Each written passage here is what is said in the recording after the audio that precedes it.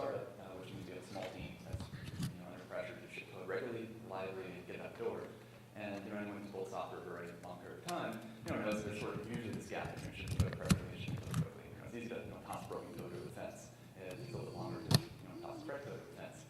In our case, unlike a lot of startups happen to be service providers or website companies, we don't say just deploy new code every day if we find a bug. We ship actual code to people that have to install it and upgrade it. And in the enterprise, some people upgrade once every 6 months.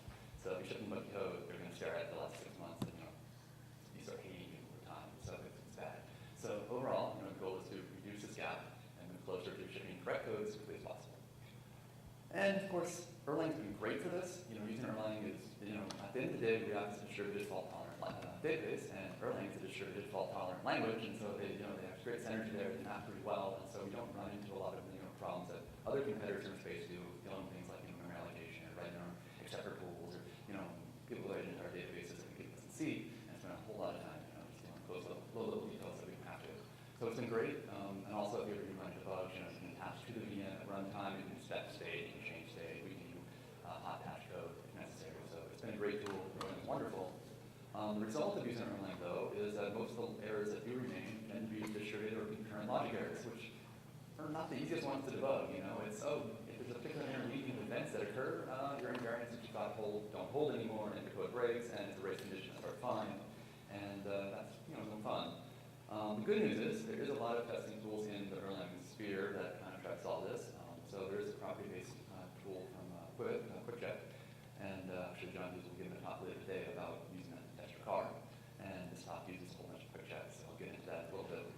There's another tools out there tool. There's Pulse, which comes with QuickCheck, which is a randomized scheduling tool that overrides the default schedule in Erlang and actually will then run your code with random interleaving events. And so you can rerun a test multiple times and see if you actually hit the particular bad race condition and cause it to occur more often.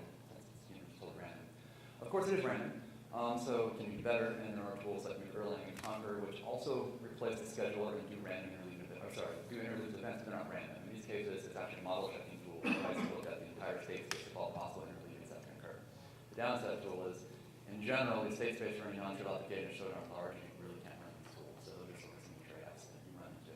And all of those have the problem that we can't really replace the scheduler across multiple Erlang VMs that are running in different nodes in a cluster and test it. So Pulse and Erlang are more of a small part of our testing strategy rather than everything we do. So real quick, since most of this talks is on QuickCheck, for those who aren't familiar with QuickCheck, I have 2 slides on that. The QuickCheck's a property-based testing tool from QuickCheck. Instead of writing a concrete test, let's say, test that, 1, 2, 3 when reverse is 3, 2, 1, you instead write a property that says for all possible lists of integers that you can generate, if you reverse the list twice, you get that original list. This is sort of the hello world example of QuickCheck. And, you run this here, and QuickCheck will generate 100 random sequences of lists and verify this property holds for all of them. So it is, a randomized testing tool that works really well for these kind of things. In general, though, when you move to actual stateful Erlang systems, you're not writing something like reverse the list twice and check that it holds. You're writing things that are more like, okay, I have this stateful system, the server, this React cluster that does X. Run some command sequences against this cluster and check that certain properties hold. And so there's different ways to do this in QuickCheck. One of the ways that you can use what's called EQC statum, which is one of the modules of QuickCheck, in which you basically provide a list of commands that generates a sequence of commands based on the possible commands that can be generated.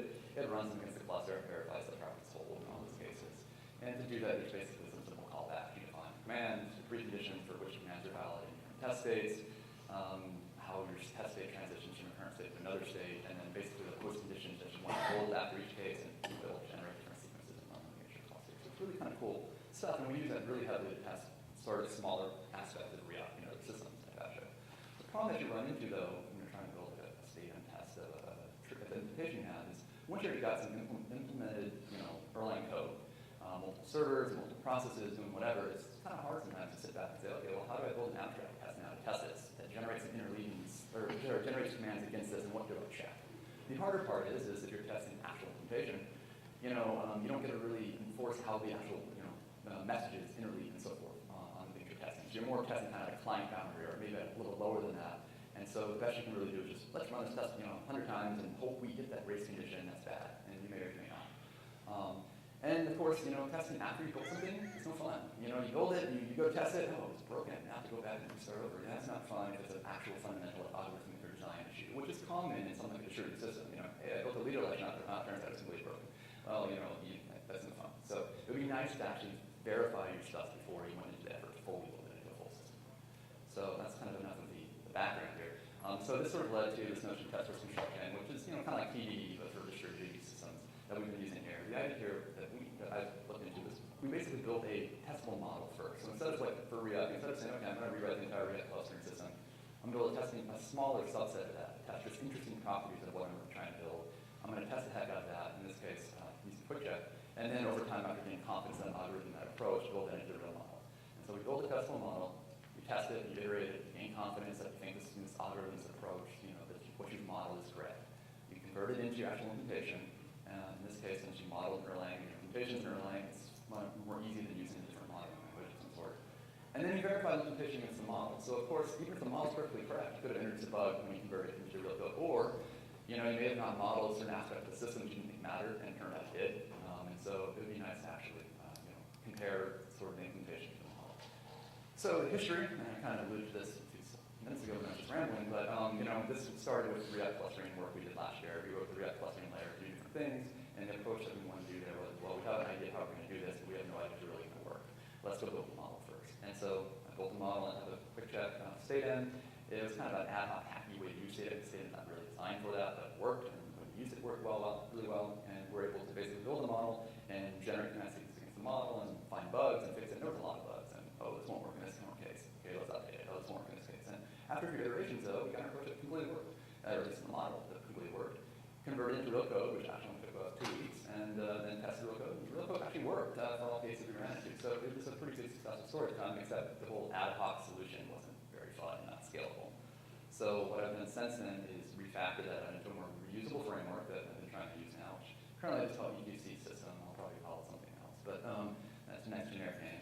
And then ID here, you're basically simulating Erlang messaging or leavings on top of QuickCheck command. But the way this framework works is instead of coming up with command sequences, you come up with 2 different classes. You have events, which are basically, you list a set of events which correspond to external things that occur, like a user type join one node to another, or whatever external thing. It could be external signals from applications, whatever. It could be timers, because in a testable system, you don't really have time. You just more have a timer fired, event. And of course, things that you just want to model. Some other aspect of the system that you don't believe is relevant to what you're trying to test right now. So those could just be some an event came in from something else. But then internally, you actually have regular calls and casts like you would with GenServer. But instead of using GenServer call or cast, you just use the EQC system call and cast, which is overridden to fit into this model, the simulator code here. And I'll get some code in a second to make it a little more concrete. But it's all maps down. All this maps down to just command generation in QuickCheck, EQC state end thing. And so at the end of the day, it just is building a giant command sequence, which is these events occurred, these different commands were sent, calls and casts were sent, here's the particular interleaving that occurred, and if an error ever happens, QuickCheck can do what it does best, which will allow you to shrink that down to the smallest possible segment of the command sequences that leads to that error. And the way you end up building this is basically 2 models. You have your test model, which is sort of a global model, which instantiates your different nodes that are going to run. This also sets up sort of your external events, your global events, and it sets up your post conditions that you test across your global state. So the post conditions we have here, they're basically, there's a post event, a post call, a post cast are always, and so these are functions you can just say, given the current state, you run some code and return true or false if the condition that you want to test for is true or false. Then we have a test module, which is the actual, I would call them nodes because I'm React, I'm usually thinking of separate instances of React clusters running. In practice, most people would recommend them would probably think of them as just gen servers or processes. It's just some concurrent actor of sorts that talks to some other concurrent actor. And these have their own node-specific stuff here. They can generate events, they can do calls and casts because they're effectively kind of like pseudo gen servers. So it's a simple example to make this more concrete. This is kind of built on with the cluster work we did last year. Here are some of the companies. Some have some nodes, they join together to form a cluster. And they periodically broadcast out their member lists, gossip protocol to other people, which is really just, hey, here's my current member list, randomly. And the idea here is, A joined B and then C joined B. B will eventually gossip everyone, so A, B, and C all know they're all members of the same cluster. And so, unfortunately, it's a little washed out here because of the lighting, but the idea here is, we have our event here, which is just the join, and we just say, join. We assume we have some state here, which basically has a list of nodes, global nodes that you're having here. And you say join node, one of the elements of the node to another element of the node. So that can be any just random node. And this is a QuickCheck built-in thing. That's the elements list for those who aren't familiar with QuickCheck.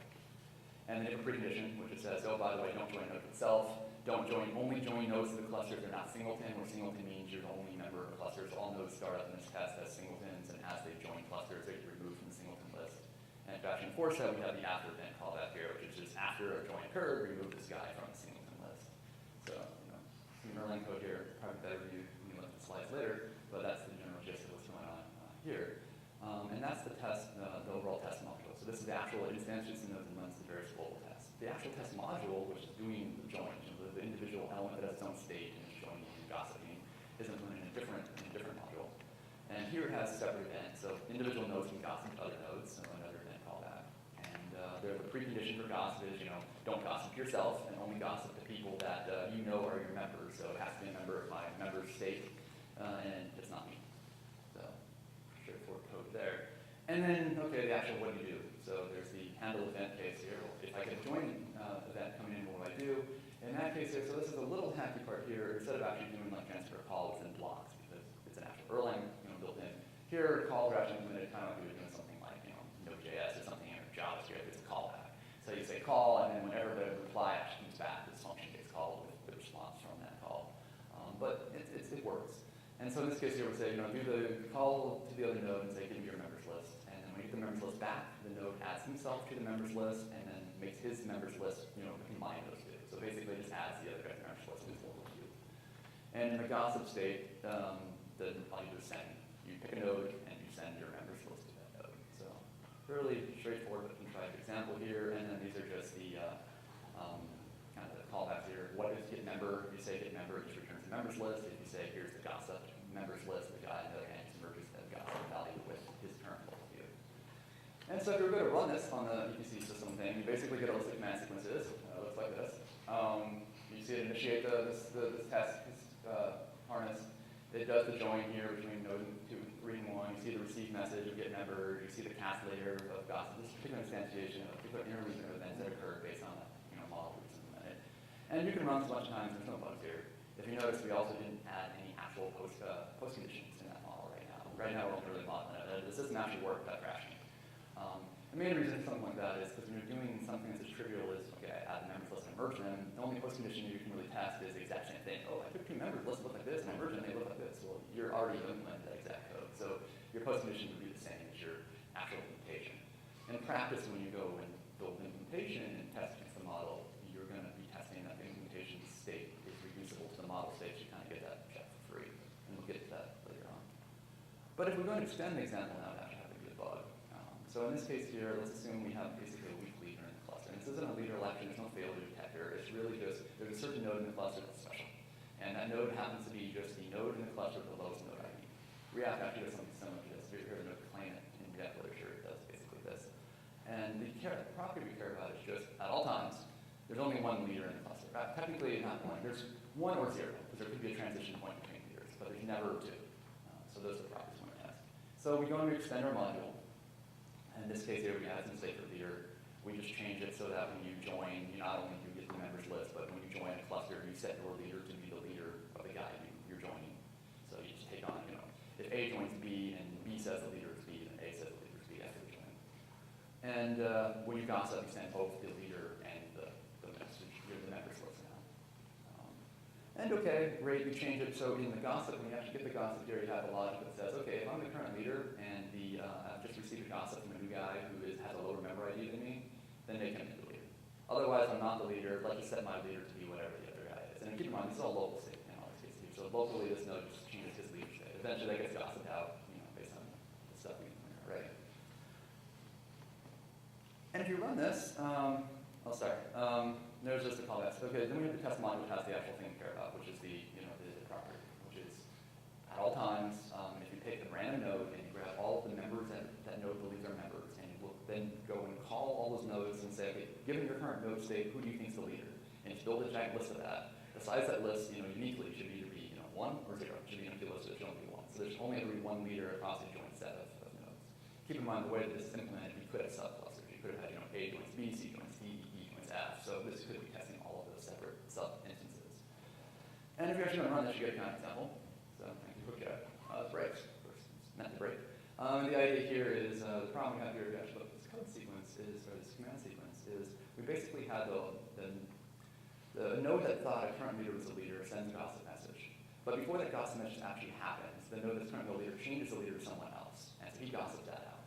But then the old gossip message gets to the leader, and we've seen how we implement it before. We always just say, if you're not the current leader, you set the leader to whatever you got from the gossip message. But it's the old leader. It's the stale data now, and so now you have two leaders. The easy way to fix that is to version it. Anytime you elect a new leader, change the leader, you just increment some counter, and you only say only change my leader when a gossip comes in if it's version that's anywhere than me. There's other ways you can do it too, but that's a simple example. I'm not going to show the code now because it's just longer and longer and longer. It's better than a slide anymore. But that's the bullet points there. Add a version, change up to the way the gossip protocol works, and the leader change works, and hey, you get no errors anymore. You can run this 10 million times, and you never get a counterexample from QuickCheck. So again, you can try the example, but it was nice how you don't have to think about the corner case. You just implement some code, run it, and you're like, oh crap, this broke. Let's go fix it. So that's great. You have this model now that you believe works really well. But now you got to go make some implementation of it and hope that your implementation is correct. How do we do that? Well, converting implementation, I kind of do hand wave here and say it's not that hard. When I've done it in practice, it was pretty easy. I mean, the stuff's designed to use calls and casts and handle command or handle cast and handle call. The only new thing that was in the EPC system stuff that's not in regular Erlang is handle event, which really just usually maps to a handle cast or handle call in an actual implementation, depending on however you trigger that. So you can have some external entity that you never modeled, so we don't really know how it's actually going to map to your implementation. But other than that, you change the events to tie into whatever the events actually are. You get rid of the ugly call with callback sequence and just use a regular inline call and regular code, and it kind of works. Majority of the time when I've actually converted to real code, the issue was, when I wrote the model, I just used shorthand for all the naming, but now when I switch to the style of the actual code I'm copying it into, okay, well, we update the line set for better style, not for any actual semantic change. One of the things you do run into sometimes though when you're building real code is, oh crap, I didn't model to part of my system, and when I'm converting the implementation, I realized that I should have. I didn't realize that there was other side protocol interfacing with this. It's actually tricky. It's not simple. And anytime you run into that, it's usually a sign to say, let's go back and update my model and fix that and retest it. So you reiterate every time. And they have a pretty good idea. Like, my model is matching more or less my implementation, and the only difference is, a few stylistic changes here. Of course, the fun part is, how do you test this? We're now back to an implementation that's clearly opaque that, I hope works. And yeah, I tested on the model, and I converted it into implementation. If I did that right, it probably does work, but, that's obviously not all particularly useful. The better way to go into more confidence is to recall the model design. It's sort of, the notion is we split things into events, which are these external things that trigger state transition. And they're, overloaded calls and casts, which are basically regular Erlang things. Well, in your default implementation now, calls and casts are just regular calls and casts, so you're not directly controlling the shit. But your events are still some external entity that you can still control. So the first approach is, well, okay, let's just do a simple test. Let's just say, okay, fine, we change the EPC model, and this is actually built into the EPC system, so I'm in this form now, we'll do this. But instead of generating, calls and casts, just generate the event sequences and, slap the event sequences against the implementation. And this is basically what you do to a normal QuickCheck model of a test of an existing implementation. Run the command sequences, and hope you get the results back and the post conditions. But if you actually care about the transitions, what you can also do is, and this is built into, is instead of tracing, you actually trace the handle calls and handle casts of the actual gen server, or if you want, you can even trace the receive messages that actually happen, because for any of you who aren't familiar, there's a really great tracing functionality built into Erlang where you can trace all of that. The approach I've implemented does just trace the handle call, handle cast. And you just get the event trace, and yeah, it's not, you didn't force it, just an event did occur. You had some events, you triggered events, some interleaving occurred, but you can take that trace and actually test it against the model. You can say, okay, well, with these events and with this trace sequence, is it a correct sequence according to the model? Does the state match the model? And the nice thing about using handle call and handle cast tracing is that those, they're basically pure. They take in a state and return a state. And so you can actually, in your tracing, get the state of the implementation and compare that state to your model state if they're reusable. If you have some functions that convert real state to model state. So you can say, well, okay, the implementation and people that are interleaving is, when I give it some events, it gave me the exact same sequence that's valid for my model, and it did give me real state, which is reducible to my model, so I have some confidence there. Of course, you're still not triggering particular interleavings in the implementation case. Of course, that's approach 2. So approach 2 is you could, and there's many ways you could do this. The way that I've implemented this so far is implementing basic proxy processes where they just receive the messages that are going to be sent to a guy, and instead of sending it directly to the target, you send the proxy process, which then delays that message until the test harness tells it, hey, by the way, go send this message now.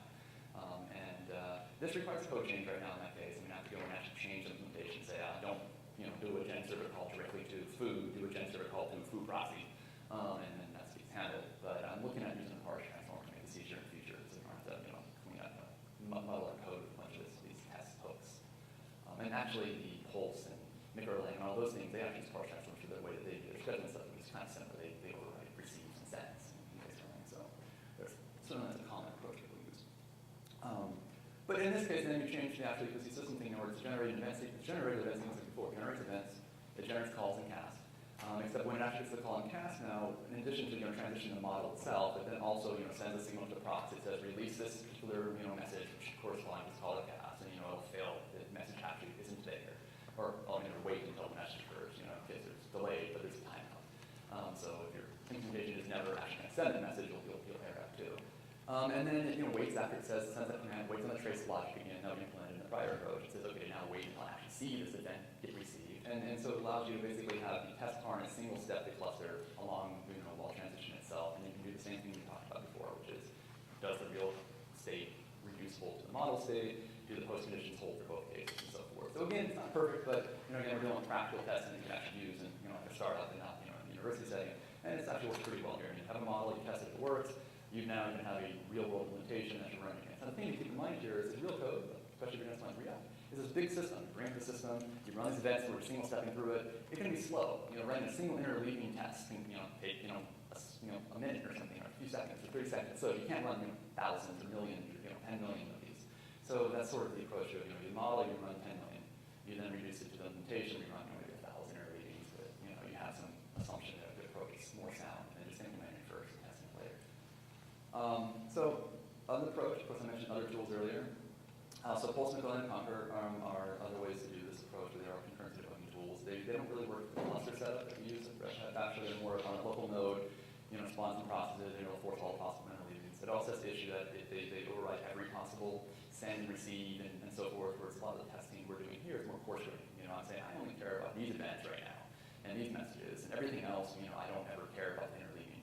And so they're slightly different, but why not use them anyway? And so in my work that I've been doing too, I also have where I can actually take the implementation, run it locally, and use basically the approach we talked about before, testing number one, but use it where you're generating event sequences and you're relying upon Pulse or Microlang or Concuerror to actually do the different interleavings. And you're still just looking at the trace events and corresponding that back to your code.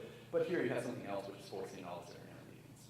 It's a little tough so right now I tested with Pulse and Concuerror. Concuerror's a little weird because it's a GUI tool by default, and so you have to basically generate a sequence and then run it in a GUI tool and see what happens.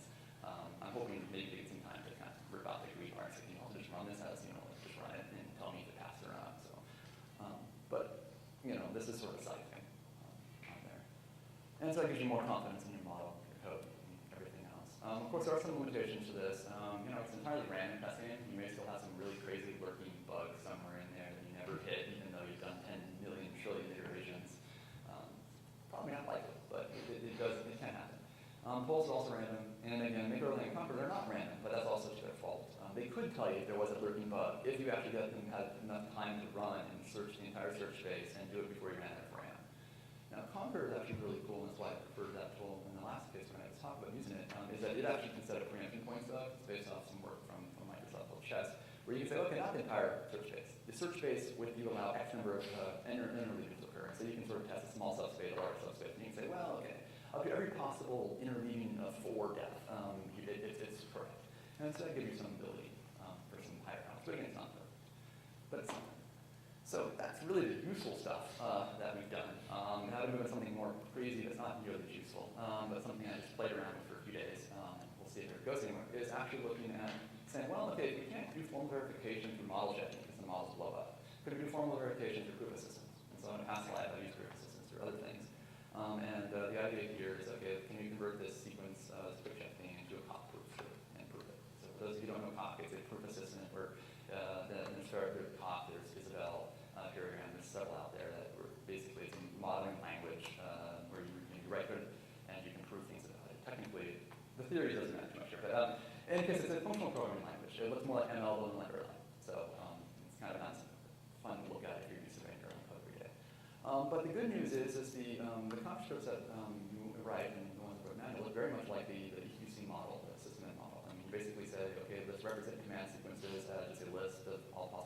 generate it, and just say, okay, your proof that you're trying, and you just generate regular functions for your different states, which is just, for this particular command, generate this new state. And you basically are proving, saying, well, starting at some initial state, for all possible commands that can be generated, these properties are full. Except unlike something like QuickCheck, which actually runs it, and says, okay, current goal is to prove this. Go ahead, start proving. And you have to basically run through individual tactics, which are we'll do like induction, do this, and so forth. So some of the challenges you run into here is, first off, no one wants to write pop scripts at Basho. I don't either. It's a completely different thing. So it would be nice to actually have a different syntax for it. The other thing is semantics. Erlang and Cop are completely different. In fact, Cop is just a proof language. There's very few things built in. Almost everything else you want to do and has semantic value to write your own lemmas and proves the value. So what I've been working on is a tool that actually converts something that looks like our UC system tests that I've been talking about, and actually can generate a pop proof strip. And so this just takes Erlang forms and goes to the form and says, oh, this form should be written out in this textual file here this way. And anytime you're running something that I have not yet added as a semantic thing that says, oh, here's the additional semantics for X and Cop for this Erlang syntax, it just throws error. And so then I just go and update that. So there's just sort of, this is, designed only to test the particular model I've written today, not, long-term general purpose use. But again, the goal really is to build systems, not build test tools. And the other challenge is proofing there is not automatic. It is, okay, now go prove this. And in Conc, for example, you use tactics. So you'll say, okay, well, and generally if you're doing something like for all commands, you can send the first tactic is, okay, let's start by induction over the sequence of commands. And you're like, okay, great, well then I get 5 of those. And you basically go through interactively, do different logical tactics to get your proof built in. And I've done this sort of trivial example of, from this command sequence, pass out and go do this. And it works, but once you're done, you're kind of like, I don't understand really why it works, but cool, it's proven. And no one else in the company ever did it, and it's very tedious. Which is kind of, anyone who's done anything for verification knows that this is a known issue. On the other hand, what really inspired me to kind of play with this idea for a few days was some work by Professor Shiplett at Harvard. He was a postdoc, he just got to Harvard last year as a professor, and he wrote a book a while back, You'll Read Online. It's been meant to be published for years, and until it's published, you can get it for free. He basically walks through using Conc in a way where the idea there is, yes, automated proving in general, it's reduced the halting problem, it's not tractable, you can't do it. But in certain subdomains or certain things, it could be tractable. And he actually shows lots of cases where, yes, I can build a automated tactical library with built-in lemmas for a particular use case, and then it does turn out to prove this and use my magic proof thing and get an answer that, yes, it's proven. And so the thoughts we're dealing with some of the stuff here with Erlang is a lot of stuff I've been writing for these tests are the same thing. They have the same shape, they do the same stuff. It's these commands sequences do X, put this in a set, take this out of a set. Where I think that over time, if we slowly just build this and go through the effort, initially we get to the point at the end where, hey, we actually do have a magical tactic which does solve everything that's just ever going to do that fits this shape. Maybe, maybe not. It's just a crazy idea. But in any case, maybe we'll throw more of those later this year, maybe not. It's a personal side project. But if anyone actually does anything in this area here, feel free to talk to me.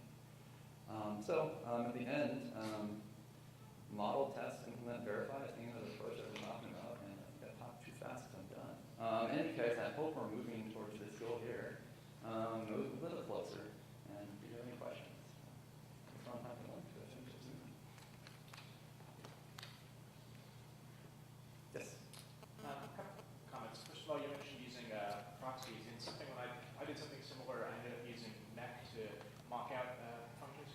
Yeah, you can do that too. So there are some cases of doing that. So yeah, so in certain cases, there are things where I use Mac to do that. Not for this case. I've used Mac for other things to do things that basically were that. So yes, I could easily envision using Mac for that. Where you basically just mock the entire block of code where yours just happens to use the special call rather than the other call.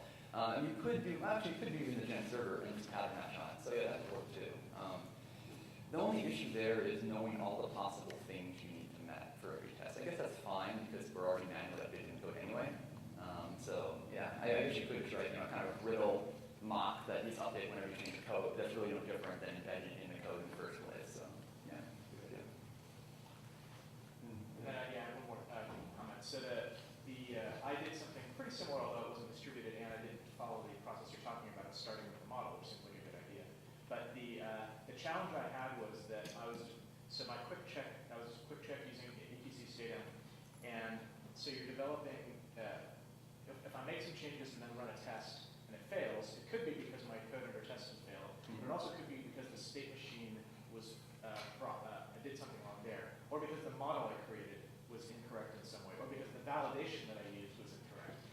everything was a detective process of, okay, let's figure out what's going on, and now let's look through all of the different things. Have you experienced something like that? Yeah, I mean, that happens. I mean, doing this approach is a little bit better because the model's sort of the first thing, and so you are testing the model itself, and generally once it works, then all you're really trying to verify later is that some other code separate from this matches this model, and so you tend to have less of that, but yeah, I mean, you could. And the real issue is when it fails. When the implementation fails to match the model, you're like, okay, is the implementation broken? Is my model actually not correct? Like, based on the actual code that I'm supposed to be trying to do? Is it some of those other things I didn't model that, are changing things? So yeah, there's an issue there.